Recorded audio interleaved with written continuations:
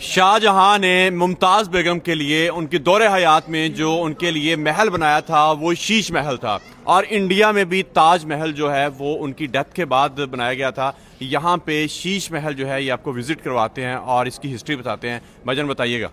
जी, शाहजहां ने जब 1628 में तख्त पे आया तो लाहौर के इस किले की कंस्ट्रक्शन करवाई और इस किला लाहौर में शीश महल बनवाया। अच्छा। यहाँ से शाहजहां गुजर के जाया करते थे एलिफेंट पे। अच्छा, हाथी जब गुजरता था जी बिल्कुल, तो यहाँ पे भी शाही कनीज़ें खड़ी रहती थी जो उन पर पैटर्स पहन के वेलकम करती थी। ठीक है। और फिर शाहजहां का एलिफेंट अंदर आता था और यहाँ से फिर शाहजहां और ये रास्ता है शाहजहां का, और मुमताज बेगम का जो महल है वो ये वाला शीश महल, ये आज भी हमारी हिस्ट्री में हमें मिलता है।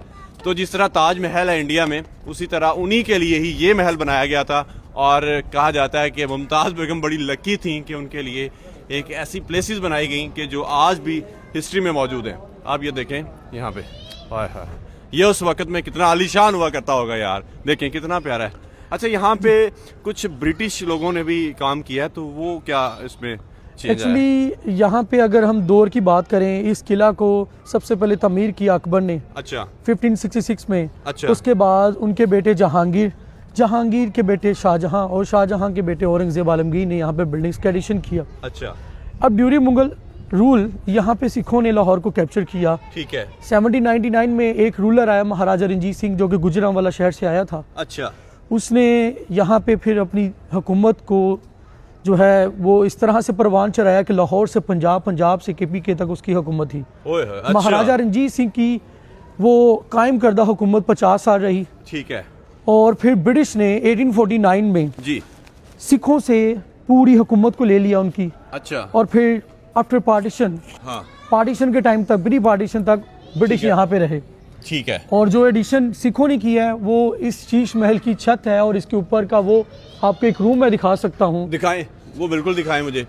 यहाँ से अगर हम ये रूम देखें तो अच्छा। ये महाराजा रंजीत सिंह के लिए बनाया गया था, ये वाला रूम। अच्छा। कहते हैं कि महाराजा रंजीत सिंह अपने लास्ट जो उनकी बिफोर डेथ उन्होंने अपना जो टाइम स्पेंड किया था वो इसी रूम के अंदर किया था। महाराजा ने अपनी लाइफ का आखिरी वक्त जो गुजारा है वो इस वाले रूम में गुजारा है। और देखें कि महल जो है वो सतह समुंदर से पहले ही ऊंचाई पे है, काफ़ी ज़्यादा इसकी ऊंचाई हाइट है, और उसकी भी टॉप पे बनाया गया रूम, ताकि जो बादशाह हैं उस वक्त के, जो भी महाराजा थे, वो सेफ एरिया में, सेफ जोन में टाइम स्पेंड कर सकें। तो ये देखें आप, आज भी उनके जगह जो है, घर हैं, कोठियाँ हैं, महल हैं, वो उनकी शान शौकत जो है वो आज भी वैसे ही है। मुमताज महल के लिए यहाँ पे ये टब बनाया गया था। अच्छा, नहाने के लिए। ये देखें, ये उनका पर्सनल बाथ हुआ करता था। अच्छा। और ये एक बाथ टब है। बाथ टब है, और इसकी प्राइवेसी तो नहीं लग रही किसी?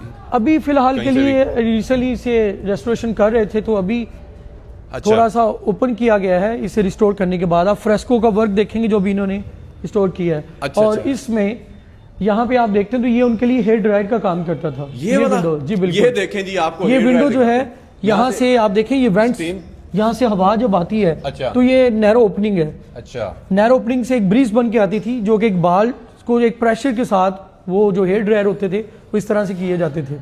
क्या बात है यार। और इसी के अंदर जो है आप देखेंगे कि ये सारा फ्रेस्को वर्क जो कि बिल्कुल खत्म हो रहा था, अभी रिसेंटली इसे रिस्टोर किया गया है। ठीक है। और अब पब्लिक के लिए इसे ओपन कर दिया जाएगा। चलें, थैंक यू।